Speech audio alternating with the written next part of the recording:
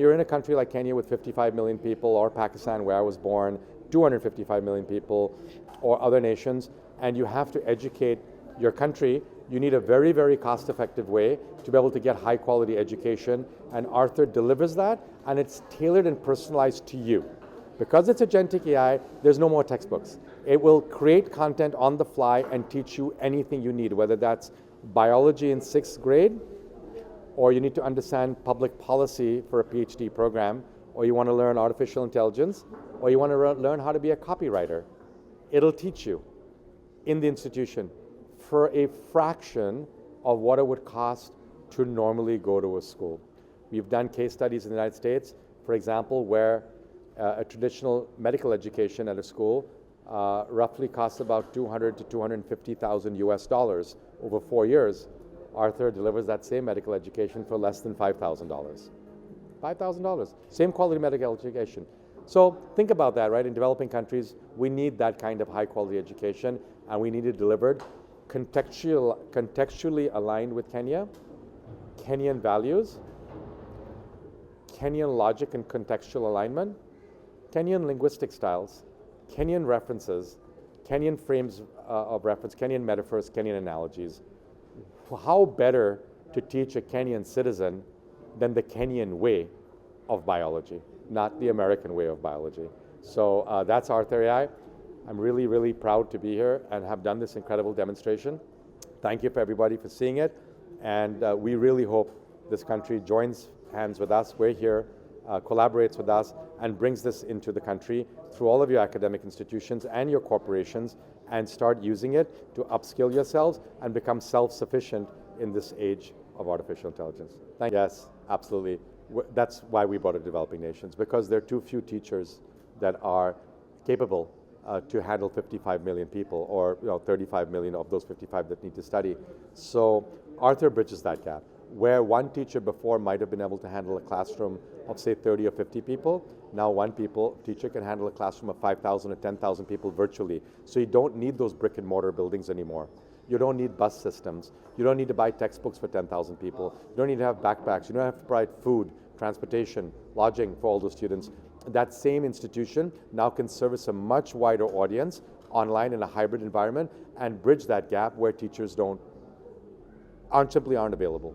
As government, we have realized it's very important that legal framework, policies, guidelines, and standards should flow in the same pace of technology growth.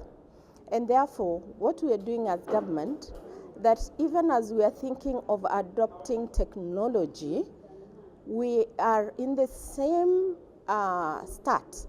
We are thinking about the legal frameworks, the policies, the standards, and regulations that will support these technologies to thrive.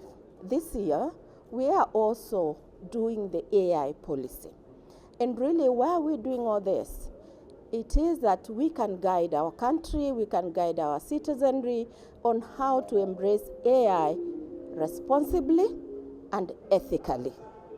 And also as government, you know that we have the data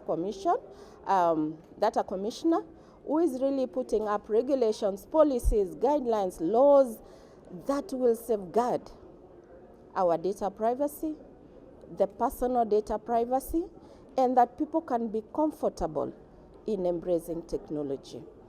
So with the use of Arthur, which is an education online learning platform, this AI, the way it has been launched today, it is an agent that is equalizing education, whereby once you use this online tool based on AI, it brings equalization in a way that it doesn't matter which school you are going to.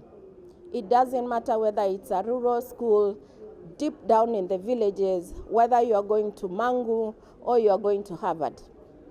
This LMS platform equalizes education.